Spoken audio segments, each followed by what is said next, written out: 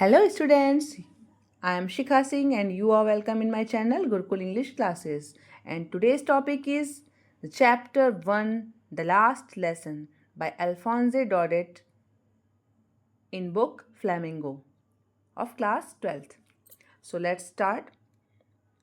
आज मैं आपको बताने जा रही हूँ द लास्ट लेसन की समरी इन हिंदी। जी हाँ, आपको इस चैप्टर के बारे में मैं सारा कुछ हिंदी में बताऊंगी, हिंदी में एक्सप्लेन करूंगी ताकि आप इस चैप्टर को बहुत अच्छे से समझ सकें। और एक्सप्लेन करने के बाद मैं आपसे क्वेश्चन आंसर पूछूंगी, आप उनको कमेंट में बताइए कि आपको समझ में आया या फिर जो भी आपको नहीं समझ में आया वो भी आप पूछ सकते हैं। बाकी मैं चैप्टर को पढ़ाने की भी वीडियो डाल दूंगी, अपलोड कर दूंगी, बट आज के टॉपिक में सिर्फ मैं समरी इन हिंदी ही एक्सप्लेन करूंगी। So let's start. ये स्टोरी है एक बच्चे की जिसका नाम है फ्रेंड्स। एक दिन सुबह सुबह फ्रेंच का स्कूल जाने के लिए बिल्कुल भी मन नहीं था। उसके एक टीचर थे जो उसको फ्रेंच पढ़ाते थे, जिनका नाम था मिस्टर हैमल। और उन्होंने एक दिन पहले ही बोला था कि मैं कल पार्टिसिपल्स पर कक्षा में सवाल करूँगा। और बेचारा फ्रेंड्स, जैसे कि आप सभी भी करते हो, जब आपको कोई चीज़ नहीं समझ में आती है तो आप डरते हो कि अगर कल टीचर ने पूछा तो मैं कैसे बताऊँगा। वैसे ही हमारा फ्रेंड्स, जिसको पार्टिसिपल का पी भी नहीं आता था, पी भी नहीं समझ में आया था, वो डर रहा था स्कूल जाने से, और वो टीचर की डांट से भी डर रहा था। लेकिन उसके बावजूद वो चलता है और रास्ते में उसको लगता है कि कितना चमकीला दिन है, कितनी गर्मी है, चिड़िया चहचहा रही हैं, जंगल खुले हुए हैं। वहाँ पे वो आरा मिल देखता है जहाँ पर प्रेशिया के सोल्जर्स अपनी तैयारी कर रहे थे। सब कुछ बहुत ज़्यादा टेम्पटिंग था, यानी कि ललचा रहा था वो सब कुछ देखने के लिए। उसके मन में लालच आ रहा था। और रूल्स फॉर पार्टिसिपल्स को समझना कौन चाहता है? कौन चाहता है कि जब उसको उसके सामने इतना अच्छा ऑप्शन हो तो वो उस ऑप्शन को छोड़कर पार्टिसिपल्स पे पढ़े। बट हमारे फ्रेंड्स के अंदर इतनी भी हिम्मत नहीं थी कि वो स्कूल छोड़ दे, स्कूल से बंक मार दे, और ऐसा करना भी नहीं चाहिए बच्चों को। तो हमारे फ्रेंड्स ने भी ऐसा नहीं किया और वो जल्दी जल्दी अपने स्कूल के लिए चल दिया। तभी क्या होता है कि जब वो स्कूल जाता है, रास्ते में उस कस्बे के हॉल से गुजरता है जिसका नाम था टाउन हॉल। वहाँ कुछ भीड़ इकट्ठा हो रखी थी। वहाँ पर एक बुलेटिन बोर्ड लगा हुआ था। बुलेटिन बोर्ड में वहाँ पे हर पिछले 2 सालों से कोई भी बैड न्यूज़ जो आती थी फ्रांस के लिए, वो वहीं पे आती थी। तो फ्रेंड्स ने देखा कि बुलेटिन बोर्ड के पास बहुत ज़्यादा भीड़ इकट्ठा हो रखी है। उसने सोचा पता नहीं अब क्या हुआ होगा, लेकिन फिर वो जल्दी जल्दी स्कूल की ओर चल दिया। अभी वो चल ही रहा था कि रास्ते में उसको ब्लैक स्मिथ वॉचर मिलते हैं, जो अपने असिस्टेंट के साथ में थे। अप्रेंटिस मीन्स असिस्टेंट यानी सहायक, उसके साथ में थे और बुलेटिन को बहुत ध्यान से पढ़ रहे थे। उन्होंने पीछे से आवाज़ दी, अरे इतनी जल्दी क्या है, पहुंच जाओगे, अभी तो बहुत समय है। अब फ्रेंड्स को क्या लगता है कि ये मेरा मजाक बना रहा है, और वो अपनी चाल तेज़ी से करता है और बहुत तेज़ी तेज़ी चलते हुए अपने मिस्टर हैमल के गार्डन में पहुंचता है। और जब वो वहाँ पहुंचता है तो उसकी सांसें बिल्कुल उखड़ रही थी, उसकी सांस बिल्कुल फूल रही थी। उसने बहुत तेज़ से वहाँ पर जाने के लिए कदम बढ़ाए थे। तो लेकिन वो अपनी उखड़ी हुई सांसों के साथ ही क्लास में प्रवेश करता है। और जैसे ही वो स्कूल पहुँचता है तो वो क्या देखता है, उसे बहुत आश्चर्य होता है कि सब कुछ एकदम शांत था। रोज़मर्रा की ज़िंदगी में जब क्लासेस स्टार्ट होती हैं तो आप देखते होंगे कि कहीं भी किसी भी स्कूल के पास बहुत हस्टल, बहुत नॉइज़ रहती है, बहुत शोर रहता है। किस चीज़ का शोर रहता है? जैसे बच्चे कोरस में पढ़ रहे होते हैं या फिर प्रेयर कर रहे होते हैं या फिर खेल रहे होते हैं तो आवाज़ें आती हैं। और जब टीचर पढ़ा रहे होते हैं तो शांति होती है, लेकिन टीचर के डंडे की आवाज़ आती है जो वो खट-खट करके बार-बार टेबल पर रख कर के नॉइज़ करते रहते हैं बच्चों को डराने के लिए, या डस्टर की, चॉक की, किसी भी प्रकार की आवाज़ आती है। बट उस दिन सब कुछ एकदम शांत था, और साथ ही में शांत थे हमारे मिस्टर हैमल भी। अब हमारे फ्रेंड्स को लगा, इस स्टोरी के जो कैरेक्टर को ये फील हुआ कि आखिर ऐसा क्या हुआ जो इतनी शांति है। और सबसे ज़्यादा आश्चर्य इस बात पर हो रहा था कि मिस्टर हैमल ने उसे बहुत प्यार से बात की और उसे कहा कि अपनी सीट पर जाओ।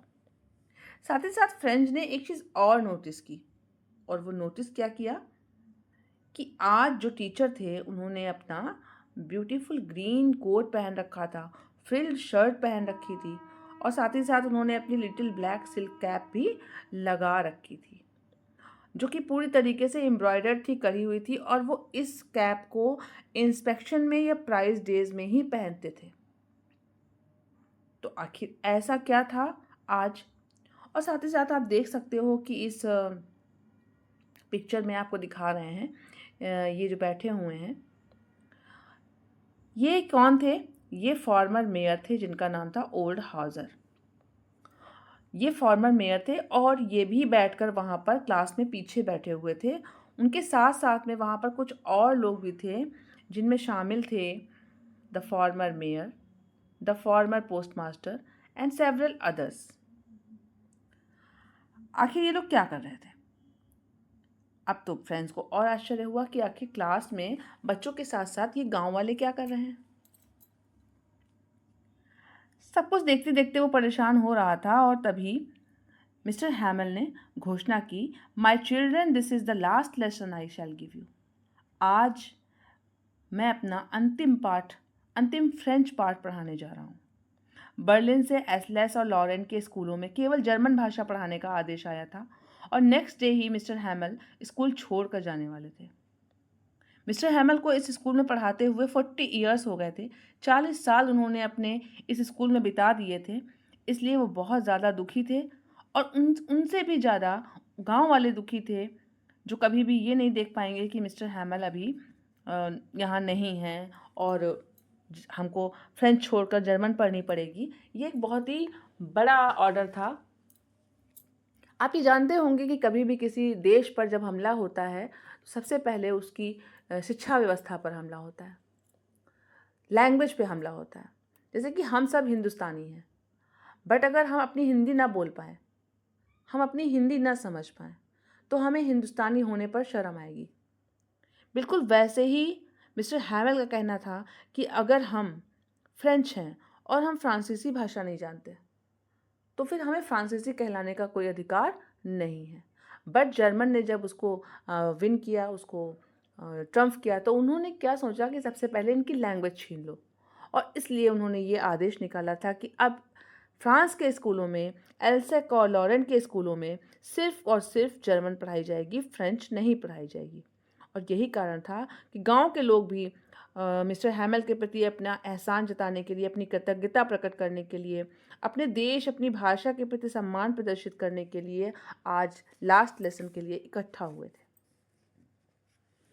अब फ्रेंड ये सोच रहा था कि ये तो बहुत गलत हुआ, मैंने अपना बहुत सारा टाइम वेस्ट कर लिया, बहुत सारा टाइम वेस्ट कर दिया और कुछ नहीं सीख पाया, क्या होगा?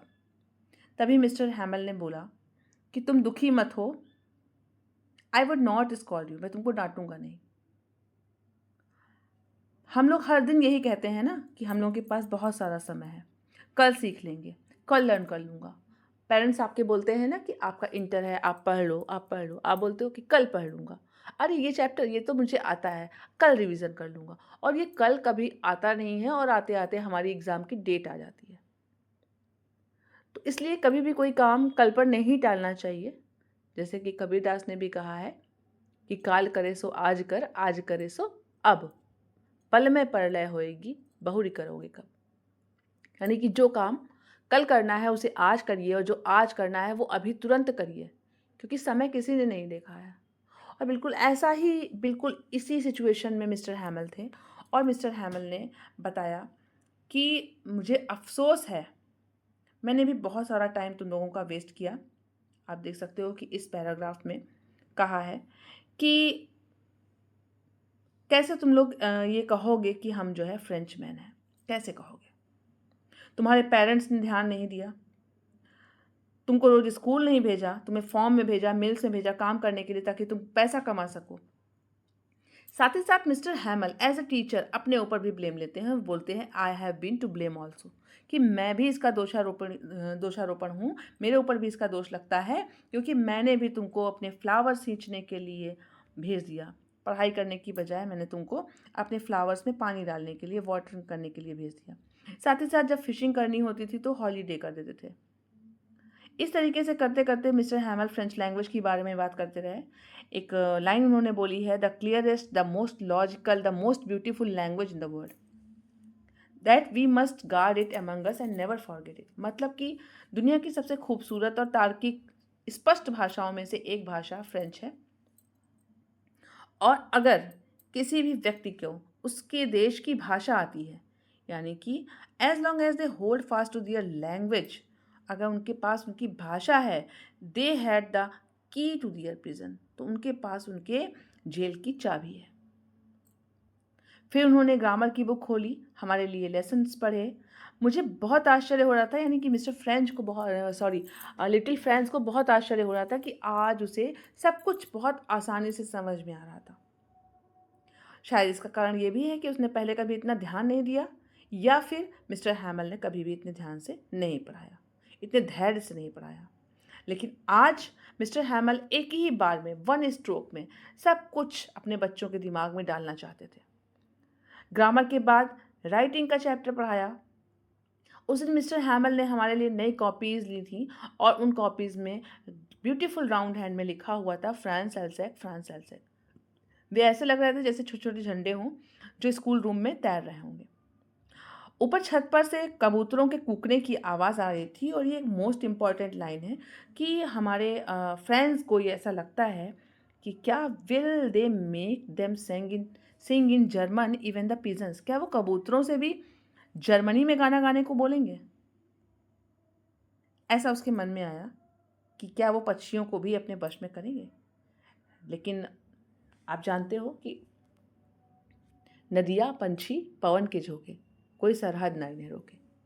सब चीज़ें चेंज हो सकती हैं, बट नदियों को बहने से, अगर नदी जा रही है तो वो किसी भी देश में जा सकती है, पक्षी उड़ रहे हैं तो वो कहीं भी जा सकते हैं, और पवन के झोंके यानी पवन, अगर हवा चल रही है तो वो कहीं भी जा सकती है, इनको कोई नहीं रोक पाता।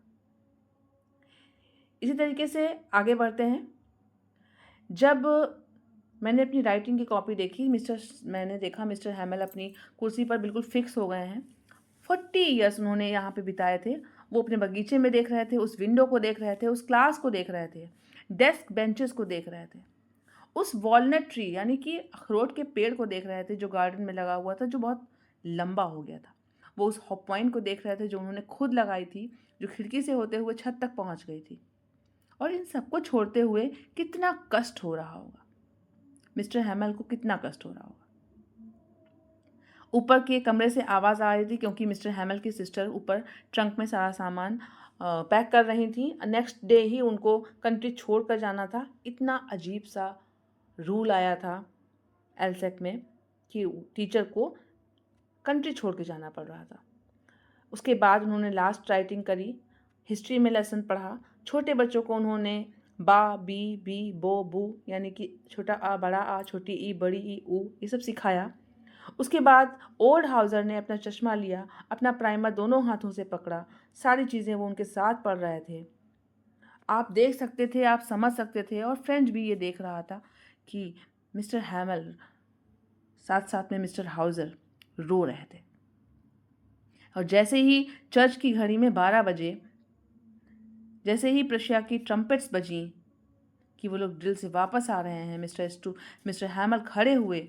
वो एकदम पीले लग रहे थे अपनी कुर्सी पर, और एकदम सीधे खड़े हुए थे, इसलिए वो बहुत लंबे भी लग रहे थे। और बड़ी मुश्किल से बोले, माय फ्रेंड, आए आए। उसके बाद कुछ उनके गले में रूंध सा गया, वो नहीं बोल पाए। तो उन्होंने ब्लैक बोर्ड की ओर अपना सिर किया, अपना चेहरा मोड़ा, एक चौक का पीस उठाया, और पूरी ताकत के साथ उन्होंने लिखा, we will love France, France सदा तुम्हारी जय हो, सदा तुम विजयी रहो। जैसा कि हम सब अपने देश के लिए कहते हैं, अपनी भारत माता के लिए कहते हैं, वैसे ही उन्होंने अपनी फ्रेंच भाषा के लिए कहा। उसके बाद वो रुके, उन्होंने अपना सर दीवार से लगाया, और बिना कुछ कहे अपने हाथों के जेस्चर से उन्होंने बोला, स्कूल इज़ डिसमिस्ड, यानी कि फ्रांस अमर रहे। और उसके बाद उन्होंने बोला कि स्कूल अब ख़त्म होता है, यू मे गो, अब तुम जा सकते हो। ये था एक छोटा सा चैप्टर, द लास्ट लेसन। इस चैप्टर से बच्चों हम ये सीखते हैं कि हमें कभी भी आज का काम कल के लिए नहीं टालना है। साथ ही साथ इस चैप्टर से बहुत ही क्वेश्चंस आते हैं, बहुत इंपॉर्टेंट क्वेश्चंस आते हैं